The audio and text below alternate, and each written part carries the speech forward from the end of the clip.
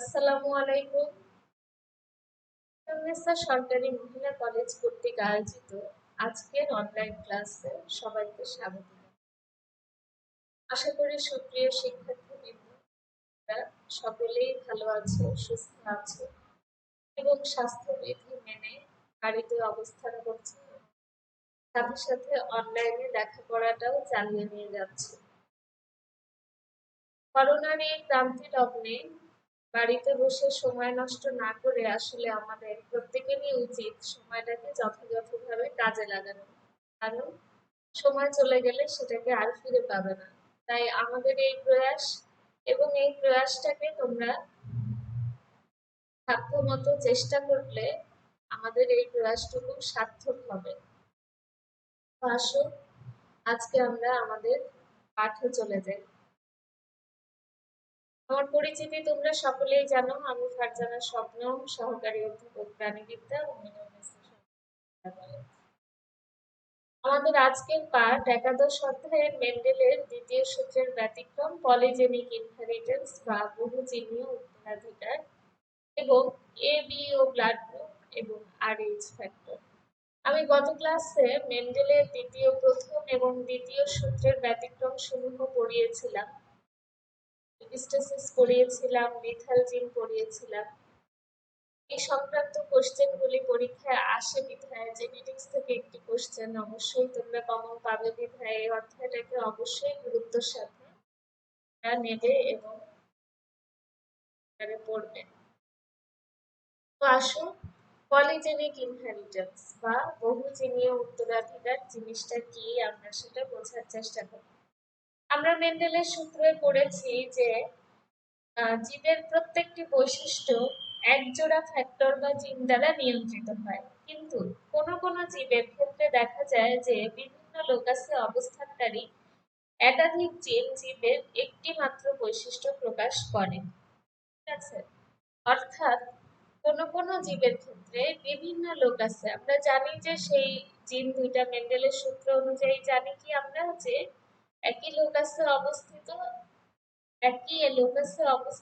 দুইটা অ্যালিল অর্থাৎ পাশাপাশি অবস্থানকৃত দুইটা অ্যালিল যখন জীবের বৈশিষ্ট্য প্রকাশে সবসময় বৈশিষ্ট্য প্রকাশে সহায়তা করে থাকে, কিন্তু এই ক্ষেত্রে দেখা যাচ্ছে যে বিভিন্ন লোকাসে অবস্থানকারী অর্থাৎ তাদেরকে নন অ্যালিলিক একাধিক জিন একটি মাত্র বৈশিষ্ট্য প্রকাশ করে থাকে, অর্থাৎ দুইয়ের অধিক জিন প্রকাশ করে থাকে। এবং সেই বৈশিষ্ট্যগুলো কি হতে পারে? সেই বৈশিষ্ট্যগুলি হতে পারে মানুষের উচ্চতা, গায়ের রং, চোখের রং, ডাবের দুধ বা গমের দানার রং ইত্যাদির পরিমাণগত বৈশিষ্ট্য একাধিক জিনের সমন্বিত প্রয়োগের উপর নির্ভরশীল হয়ে থাকে। তাহলে পলিজিন কি? পলিজিন তো বুঝতেই পারছো, পলি শব্দের অর্থ বহু, আর জিন তো আমরা সকলেই জানি।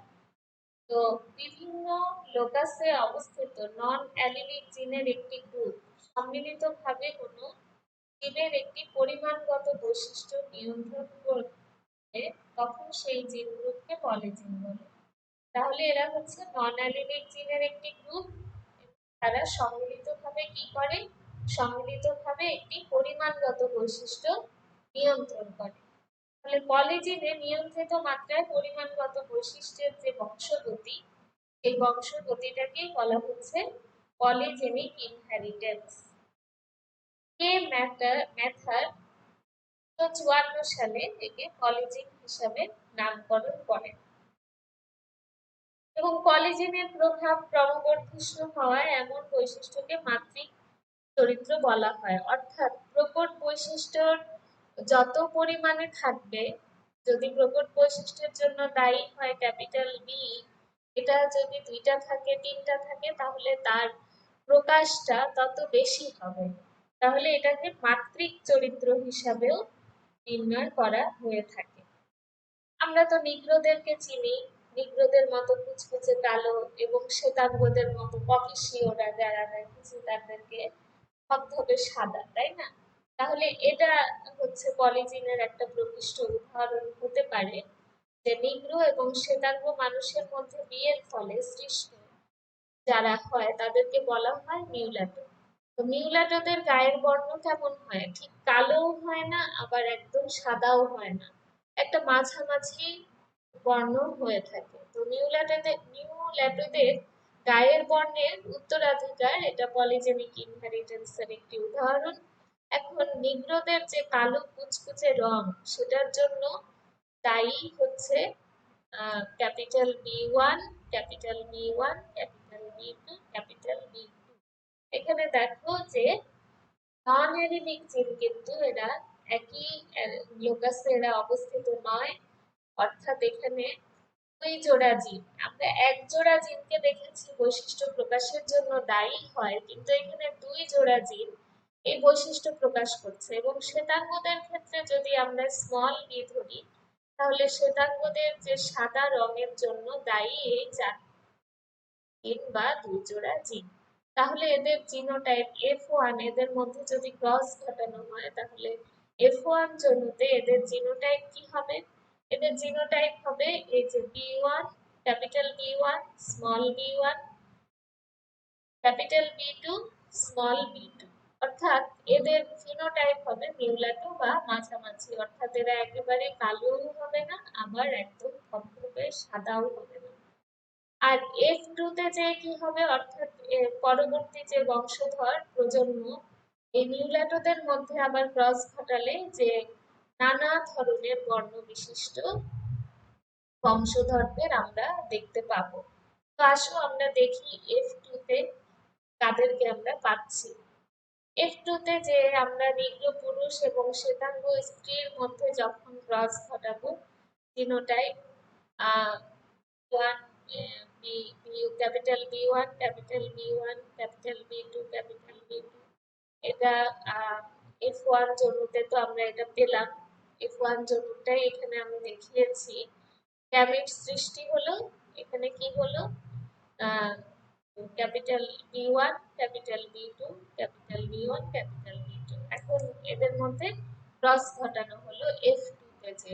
F2 তে যে কি হলো, F2 তে যে এই যে গ্যামেট, গ্যামেটের ক্ষেত্রে কোনো বৈশিষ্ট্য তো হারিয়ে যায় না, সুতরাং এখানে আহ, চারটা পুরুষ গ্যামেট, চারটা স্ত্রী গ্যামেট। তাহলে কি হলো, capital B1, capital B2, capital B1, small B2, small B1, capital B2, small B1, small B2। তারপর এর আগের স্লাইডটা দেখো, এখানে যে F1 জনুর মধ্যে ক্রস ঘটানো হলো, অর্থাৎ মিউল্যাটো, যে সবাই মিউল্যাটো, কি হয়েছিল এখানে, ক্যাপিটাল B1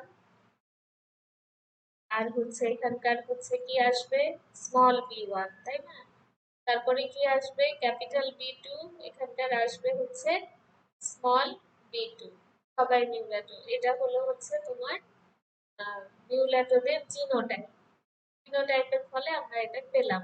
এখন এদের এদের মিলন হলো, এদের মধ্যে ক্রস ঘটানো হলো, ক্রস ঘটালে আমরা এই গ্যামেটগুলি পাচ্ছি। কি পাচ্ছি, এই যে ক্যাপিটাল B1 এখানে তার সাথে ক্রস ঘটাবে ক্যাপিটাল B2, তাই না? ক্যাপিটাল B1 ক্যাপিটাল B2 এর সাথে ক্রস ঘটাবে, ক্যাপিটাল B1 স্মল B2 এর সাথে ক্রস ঘটাবে, তারপরে স্মল B1, এই যে স্মল B1 ক্যাপিটাল B2 এর সাথে ক্রস ঘটাবে, এবং স্মল B1 স্মল B2 এর সাথে ক্রস ঘটাবে। তাহলে আমরা এখান থেকে আমরা কি পেলাম, আমরা চারটা গ্যামেট পেলাম, গ্যামেট পেলাম।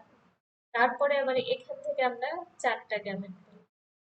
এখন আসো, পুরুষ এবং স্ত্রী গ্যামেটের মিলনের ফলে কি হচ্ছে। এই যে ক্যাপিটাল B1, তারপরে এখানকার ক্যাপিটাল B1, এখানকার ক্যাপিটাল B2, এখানকার ক্যাপিটাল B2, তাহলে কি হচ্ছে, প্রকট বৈশিষ্ট্যের যে প্রকাশ, সেটা দেখা যাবে যে যেহেতু নিগ্রোদের বৈশিষ্ট্য প্রকাশের জন্য ক্যাপিটাল বি দায়ী, তাহলে এখানে সবগুলি যেহেতু ক্যাপিটাল বি বৈশিষ্ট্য বহন করছে, তাহলে এখানে এটা নিগ্রোই হবে, অর্থাৎ কুচকুচে কালো হবে। আর এখানে কি হবে, এখানে ক্যাপিটাল B1, তারপরে এই ক্যাপিটাল B1, তারপরে এখানে ক্যাপিটাল B2 স্মল b2, এটা গাঢ় বর্ণ হবে। কেন গাঢ় বর্ণ হবে? কারণ হচ্ছে এখানে এই যে তিনটা হচ্ছে ক্যাপিটাল বি রয়েছে, এই যে এখানেও তিনটা ক্যাপিটাল বি রয়েছে, এখানেও তিনটা ক্যাপিটাল বি রয়েছে, এখানেও তিনটা ক্যাপিটাল বি রয়েছে, 1 2 3 তিনটা থাকার কারণে এরা কিন্তু গাঢ় বর্ণ হচ্ছে। আর এরা মিউলেটো হচ্ছে। মিউলেটো হওয়ার কারণ কি? এই যে এখানে দুইটা ক্যাপিটাল বি, অর্থাৎ প্রকট বৈশিষ্ট্যের আধিক্য যত বেশি থাকবে তত তাদের বর্ণের পার্থক্য, বর্ণের যে প্রকটতা সেটা তত বেশি হবে। এখানে ক্যাপিটাল B1 আর এখানে ক্যাপিটাল B2, যার কারণে দুইটা থাকার কারণে এরা কি হচ্ছে, এরা মিউলেটো হচ্ছে। আর হালকা বর্ণ, এই যে এখানে হালকা বর্ণ কেন হচ্ছে? কারণ এখানে একটা ক্যাপিটাল B1 আছে, একটা ক্যাপিটাল B2 আছে, একটা ক্যাপিটাল B2 আছে, একটা ক্যাপিটাল B1 আছে। এই একটা তখন আর তাদের যে গাঢ়ত্ব, বর্ণের আধিক্য, বর্ণের যে প্রকটতা সেটা প্রকাশ করতে পারবে না, তখন কালো বর্ণটা হালকা হয়ে যাবে। আর এই ক্ষেত্রে কি হচ্ছে, এই ক্ষেত্রে আমরা দেখতে পাচ্ছি যে সবগুলি স্মল বি, এবং সবগুলি স্মল বি হওয়ার কারণে এরা কিন্তু শ্বেতাঙ্গর বৈশিষ্ট্য প্রকাশ করছে। আমরা জানি যে শ্বেতাঙ্গ বৈশিষ্ট্যের জন্য দায়ী করা ছিল হচ্ছে স্মল বি। তাহলে সুপ্রিয় শিক্ষার্থী বৃন্দ, আশা করি তোমরা এটা বুঝতে পেরেছো যে কিভাবে পলিজেনিক উত্তরাধিকার কাজ করে থাকে, অর্থাৎ নন অ্যালিলিক জিনগুলি এবং দুইয়ের অধিক জিনগুলি কেমন করে তারা একটা বৈশিষ্ট্য প্রকাশের জন্য দায়ী থাকে। তো আসো আমরা এবার পরের টপিকসে যাই। A B O blood group, এটা আসলে মাল্টিপল অ্যালিল এর একটা কারণে এই কাজটা হয়ে থাকে। অ্যালিল, এটা আমরা জানি যে অ্যালিল কি, পাশাপাশি যে অবস্থানগত জিন এক জোড়া। এখন এক জোড়ার ক্ষেত্রে যদি আরো বেশি হয় তবে সেটা হয় মাল্টিপল অ্যালিল। এখানে আমি পলিজেন পড়ানোর পরেই আবার মাল্টিপল অ্যালিলে আসলাম। কি হয় যে আমরা মাল্টিপল মানে আরো সংখ্যায় বেশি জিন একত্রিত হয়ে যে ব্লাড গ্রুপ প্রকাশিত করে সেটা। এখানে international society of blood transfusion অনুযায়ী প্রায় 32টি গ্রুপ করা হয়েছে, এবং তার মধ্যে এ বি ও এই গ্রুপিংটাই হচ্ছে সব থেকে বেশি গুরুত্বপূর্ণ। এখানে আরএইচ টাইপিং নেগেটিভ বা পজিটিভ ব্লাড গ্রুপ বোঝাবার জন্য ব্যবহৃত হয়। এটা এবিও গ্রুপিং এর সাথে ব্যবহার করা হয় আরএইচ টাইপিংটা। এখন জেনে নেই যে এবিও গ্রুপিং আর আরএইচ টাইপিং নেই, আমাদের একটা গুরুত্বপূর্ণ কোশ্চেন, তাই না? আসলে এবিও গ্রুপিংটা হচ্ছে যে মানুষের শরীরের লোহিত রক্তকণিকা, আমরা রক্ত অধ্যায় পড়ে এসেছি এবং জানি আমরা লোহিত কণিকায় প্লাজমা মেমব্রেনে, অর্থাৎ মেমব্রেনের উপরে দুইটা অ্যান্টিজেনের উপস্থিতি থাকে, সেটা হচ্ছে এ এবং বি এর উপস্থিতি। এবং বি অ্যান্টিজেনের উপস্থিতি বা অনুপস্থিতির উপর ভিত্তি করে মানুষের রক্তের যে গ্রুপিং করা হয় সেটাই হচ্ছে এ বি ও গ্রুপিং। আচ্ছা, তাহলে অ্যান্টিজেন কি থাকবে? এ ব্লাড গ্রুপে অ্যান্টিজেন থাকবে হচ্ছে এ অ্যান্টিজেন থাকবে, বি অ্যান্টিজেন থাকবে না। অ্যান্টিবডি বি থাকবে, অর্থাৎ বি এর উপরে অ্যান্টি বডি তৈরি করবে, তাই না? আর বি এ কি হবে? বি ব্লাড গ্রুপে অ্যান্টিজেন এ থাকবে না, থাকবে হচ্ছে অ্যান্টিজেন বি। আর এখানে অ্যান্টিজেন এ এর উপরে তারা অ্যান্টিবডি তৈরি করবে, অর্থাৎ প্রতিরোধ করে তুলবে। যদি তাদেরকে এ গ্রুপের কোনো ব্লাড দেওয়া হয় তখন তারা কি করবে? প্রতিরোধ গড়ে তুলবে, অর্থাৎ তাদের শরীরে অ্যান্টিবডি এ রয়েছে। ওতে কি রয়েছে? ওতে অ্যান্টিজেন এ ও নেই, অ্যান্টিজেন বি ও নেই। তাহলে কি আছে? অ্যান্টিবডি এ ও রয়েছে, অ্যান্টিবডি বি ও রয়েছে, অর্থাৎ এরা দুইটার উপরই প্রতিরোধ করে তুলবে। আর এ বি ব্লাড গ্রুপে এ বি রাখার কারণটাই হচ্ছে এখানে অ্যান্টিজেন এও রয়েছে, অ্যান্টিজেন বিও রয়েছে, এবং দুইটার উপস্থিতি থাকার কারণে এরা কোনোটার উপরই পারে না, কোনোটার উপরই প্রতিরোধ গড়ে তুলতে পারে না, প্রতিরোধ গড়ে তুলতে পারে না। তাই সর্বজনীন গ্রহিতা এদেরকে যা দেয়া হয় এরা তাই নেয়। আর ওরা যেহেতু অ্যান্টিজেন এও নাই, অ্যান্টিজেন বিও নাই, তাহলে ওরা কি হবে? ওরা সবকিছুই দিতে পারবে, তাই না? আচ্ছা, অর্থাৎ এরা হচ্ছে যাদেরকে রক্ত দিবে সর্বজনীন দাতা, এরা সব গ্রুপকেই দিবে যেহেতু এদের কোনো অ্যান্টিজেন নেই। হ্যাঁ, আর ওদের যেহেতু অ্যান্টিবডি এ এবং বি এর উপরে ওরা কোনো প্রতিরোধ করতে পারবে না, ওরা সব থেকেই নিতে পারবে, অর্থাৎ এরা গ্রহীতা। আচ্ছা, তাহলে আমরা জানলাম সর্বজনীন দাতা কেমন, সর্বজনীন গ্রহীতা কেন, আর অ্যান্টিজেন এ অ্যান্টিজেন বি এর উপস্থিতি। এখন কিভাবে বিজ্ঞানীরা এটা আবিষ্কার করলেন? রিসার্চ প্রথমে তারা মানুষের মধ্যে এটা চেক করেনি, তারা চেক করেছিল রিসার্চ বানরের রিসার্চ বানরের শরীরে প্রাপ্ত অ্যান্টিজেনের উপর ভিত্তি করে, যা পরে মানুষের শরীরেও পাওয়া যায়, এটা আরএইচ ফ্যাক্টর হিসাবে গণ্য করা হয়। তার বিজ্ঞানীরা দেখলো যে অন্য রক্ত বানরের শরীরে দিলে রক্ত জমাট বেঁধে যায়। তখন তারা অবাক হলো যে কি ব্যাপার, রক্ত কেন জমাট বেঁধে যাচ্ছে। তখন তারা পরীক্ষা নিরীক্ষা করলো, তখন দেখলো যে এই আরএইচ ফ্যাক্টরের উপস্থিতির কারণে ব্লাডটা তারা নিতে পারছে না। এখন আমার শরীরে যদি অ্যান্টিজেন এ আছে, তার মানে কি অ্যান্টিজেন এ থাকা মানে আমার এ ব্লাড গ্রুপ, তাই না? তাহলে আপনার রক্তের গ্রুপ এ, তাহলে আমার রক্তের জলীয় অংশে, জলীয় সিরাম যেটাকে বলে, জলীয় অংশে কি থাকবে? অ্যান্টি বি অ্যান্টিবডি থাকবে, অর্থাৎ বি ব্লাড গ্রুপ যদি দেয়া হয় তাহলে সে অ্যালার্ট হয়ে যাবে, সে ওটাকে আর নিতে পারবে না।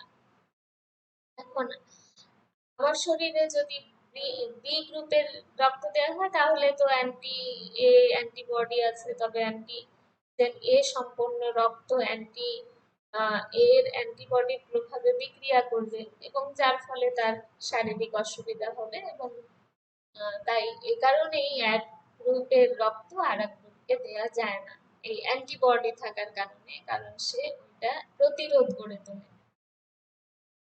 আবার ঠিক তেমনি ভাবে নেগেটিভ রক্ত পজিটিভকে দেয়া যায় না, কিন্তু পজিটিভ রক্ত নেগেটিভ রক্ত পজিটিভকে দেয়া যায়, কিন্তু পজিটিভ রক্ত নেগেটিভে দেয়া যায় না, কারণ নেগেটিভ রক্ত পজিটিভের বিরুদ্ধে অ্যান্টিবডি তৈরি করতে পারে, আর পজিটিভ হচ্ছে প্রকট, যার কারণে পজিটিভ রক্ত নেগেটিভে দেয়া যায় না, নেগেটিভ পজিটিভে দেয়া যাচ্ছে, নেগেটিভ প্রচ্ছন্ন।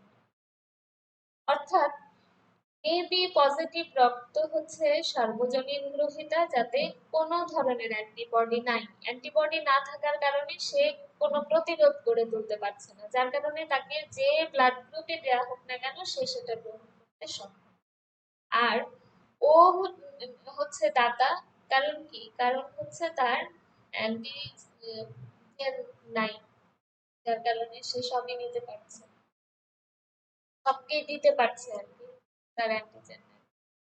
এখন অ্যান্টিজেন নাই, তার এবং তার উপর নেগেটিভ, তাই তাকে কেউ রিজেক্ট করে না। এখন আরেকটা গুরুত্বপূর্ণ কোশ্চেন, যে পিতামাতার ব্লাড গ্রুপ যদি এক হয় তাহলে সন্তানের ক্ষেত্রে কোনো প্রভাব পড়ে কিনা, এক্ষেত্রে অনেক কোশ্চেন আছে, অনেকেই অনেক কথা বলে। তো বাবা মার রক্তের গ্রুপ যদি এক হয় তাহলে মা আর বাবার রক্তের গ্রুপ থেকে সন্তানের রক্তের গ্রুপ আলাদাও হতে পারে। এক কখনো হয় না, একও হতে পারে আবার আলাদাও হতে পারে। এখন একজন ব্যক্তির ব্লাড গ্রুপ এ হলে তার জিনোটাইপ হবে এ ও, কারণ কি এখানে ল্যান্ডস্টেইনার যে করেছেন, যে জিনোটাইপটা করেছেন, তার এল দিয়ে সেটাকে বোঝানো হয়, অর্থাৎ এল এ যদি সেটা হোমোজাইগাস হয় তাহলে কি হবে এল এ এ। আর যদি হেটেরোজাইগাস হয় তাহলে সেখানে এল এ এল ও দুইটা জিনের উপস্থিতি থাকবে হেটেরোজাইগাস। আর বি গ্রুপের হচ্ছে বিও যদি হয়, অর্থাৎ হেটেরোজাইগাস যদি হয়, হোমোজাইগাস যদি না হয় জিনটা, তাহলে বাচ্চা কি হবে, বাচ্চা এ বি, এ বি বা ও এই চারটির যে কোনোটি হতে পারে। যদি সন্তান পিতার স্বামীর যদি হয় এ গ্রুপ, স্ত্রীর যদি হয় বি গ্রুপ, এবং তাদের যদি হেটেরোজাইগাস হয়, তাহলে জিনোটাইপ যদি হেটেরোজাইগাস হয়, তাহলে বাচ্চা ও গ্রুপেরও হতে পারে, এ বি গ্রুপেরও হতে পারে, এ গ্রুপেরও হতে পারে, বি গ্রুপেরও হতে পারে। আবার আরএইচ পজিটিভ এর জেনোটাইপ পজিটিভ বা নেগেটিভ, আবার পজিটিভ পজিটিভ দুইটাই থাকতে পারে।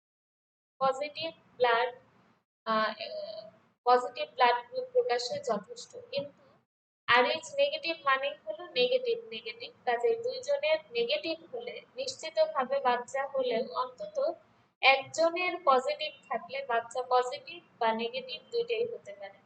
তাহলে মায়ের যদি নেগেটিভ ব্লাড গ্রুপ বা বাবা পজিটিভ হলে সন্তান যদি পজিটিভ ব্লাড গ্রুপের হয়, তখন 25% ক্ষেত্রে বাচ্চার মৃত্যু বা শারীরিক সমস্যা হতে পারে। কোথায়? মায়ের যদি নেগেটিভ ব্লাড গ্রুপ হয় আর বাবা যদি হয় পজিটিভ। এখন তাও হবে না যদি না সন্তান পজিটিভ ব্লাড গ্রুপের হয়, অর্থাৎ মায়ের নেগেটিভ সন্তান হয়ে গেল পজিটিভ ব্লাড গ্রুপের, তখন হচ্ছে 25% ক্ষেত্রে বাচ্চার মৃত্যু বা শারীরিক সমস্যা হতে পারে। কারণ বাচ্চা ডেলিভারির সময় মায়ের রক্ত সন্তানের রক্তের সংস্পর্শে আসে, যা মায়ের জন্য শরীরে অ্যান্টিবডির সৃষ্টি করে, এবং এই ইমিউনিজাইজেশন এর সময় কি হয়, সময় লাগে আর কি, অর্থাৎ প্রতিরোধ ব্যবস্থাটা করে তুলতে সময় লেগে যায়, যার কারণে প্রথম বাচ্চার কোনো ক্ষতি হয় না, কিন্তু দ্বিতীয় বাচ্চার ক্ষেত্রে শরীরে ক্ষতি হতে পারে। প্রথম থেকেই সতর্ক থাকতে হবে এবং এই সেন্সিটাইজেশনের যাতে না হতে পারে সেই ক্ষেত্রেও খেয়াল রাখতে হবে, এবং বিয়ের আগেও ব্লাড গ্রুপটা চেক করে নেওয়া যেতে পারে। তো আসলে এটাই ছিল গুরুত্বপূর্ণ কথা, ব্লাড গ্রুপ এক হলে, নেগেটিভ হলে, পজিটিভ হলে কি সমস্যা হবে। অনেক সময় বলছি যে মায়ের যদি নেগেটিভ হয়, বাবার যদি পজিটিভ হয়, এবং সন্তান যদি পজিটিভ হয়ে যায়, সেক্ষেত্রে সন্তান পজিটিভ হয়ে গেলে তখন বাচ্চা ডেলিভারির সময় কি হবে, মায়ের রক্তের সাথে বাচ্চার রক্তের সংস্পর্শে আসলে তখন একটা প্রবলেম হয়ে যায়, এবং সেক্ষেত্রে বাচ্চা মৃত্যুবরণ করতে পারে।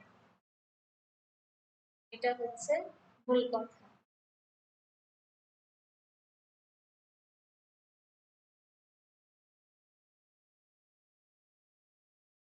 তো সবাই ভালো থাকবে তোমরা। আশা করি আজকের ক্লাসটা তোমরা উপভোগ করেছো। তো আজকে এই পর্যন্তই, তোমাদের কাছ থেকে বিদায় নিচ্ছি। সবাই ভালো থেকো। আল্লাহ হাফেজ।